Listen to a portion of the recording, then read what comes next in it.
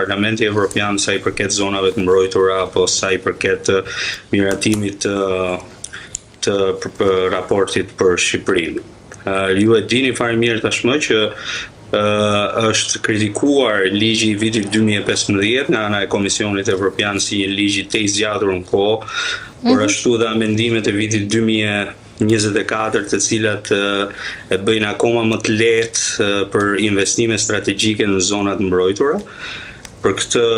Komisioni Evropian ka kërkuar dhe atë moratoriumin e famshëm që të respektohen të gjitha, pra mos ketë këto ndërhyrje kaq lehta në zonat e mbrojtura, patjetër që në atë që publikoi kryeministri Rama nga ajo pra që nuk ishte miratuar dhe ajo që ishte miratuar, patjetër që ndoshta ishte hequr mbi emri Kushner, por ka mbetur miratimi apo ndërtimi i resorteve të tilla, të cilat patjetër që duhet shihen dhe të respektohen të gjitha pikat e kapitullit 27.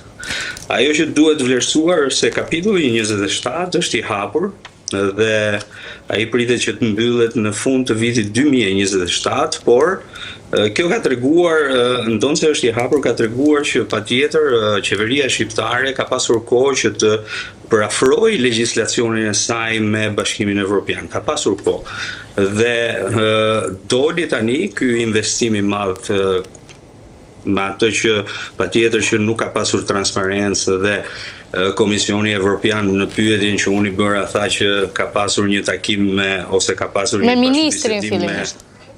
Me ministrin e mjedisit, por që në pyetjen e dytë kur i thash kam pasur një diskutim me kryeministrin e vendit, pra me zotin Rama, dhe sepse tashmë protesta nuk është vetëm më për investime strategjike apo për flamingot. Qytetarët shqiptar protestojnë për pensionet, për pagat, për qerat. Qartë, dhe bëre një krahasim shumë të bukur për sa i përket pensionit mesatar në Shqipëri dhe nivelit të jetesës, që këtu është diku te 170 euro, atje është tek çmimet sa në Bruksel. Pra e kam ndjekur Juli me shumë përshëri. Dhe doja në fakt të pyesja që sepse rezoluta e Parlamentit Evropian për zonat e mbrojtura është interpretuar në mënyra të ndryshme nga Rama dhe nga protestuesit. Ti ke qenë atje dhe i pyetje drejt për drejt zyrtarët e Parlamentit Evropian, qasja drejt për drejt, pra le të themi i arbitri në këtë mes për sa i për dhën mesazhin edhe atë që përfaqësuesit e Parlamentit Evropian shprehen lidhur me këtë çështje. Unë mendoj që Komisioni Evropian ndoshta kishte një gjuhë të drunjt sepse ende nuk ishte miratuar raporti. Unë i bëra një zhvillim të asaj çfarë ndodh me të vërtetë në terren, sepse ndoshta ata mendojnë se gjithçka është për zonat e mbrojtura, por qytetarët shqiptar tashmë kanë hyrë në një tjetër fazë të protestës ku protestohet për çdo gjë, kryesisht për nivelin e jetesës apo edhe ato që unë përmenda. Të njëjtën pyetje i bëra dhe Parlamentit Evropian, dhe Parlamenti Evropian kishte një tjetër qasje pas miratimit të rezolutës, kishte një deklaratë, një konferencë për shtyp me mediat. I bëra të njëjtën pyetje dhe perspektiva ishte ndryshme sepse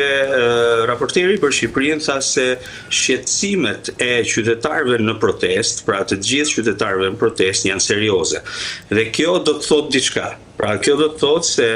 tashmë Bashkimi Evropian e ka idenë se çfarë po ndodh me të vërtetë në Shqipëri dhe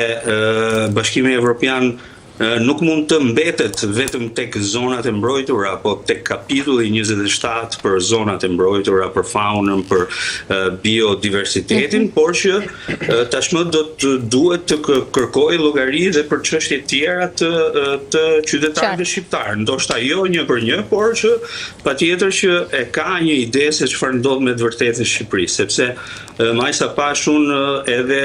përgjigjja e Komisionit Evropian ishte gati e shkruar të njëjtën përgjigje që dha Marta Kos. Por tashmë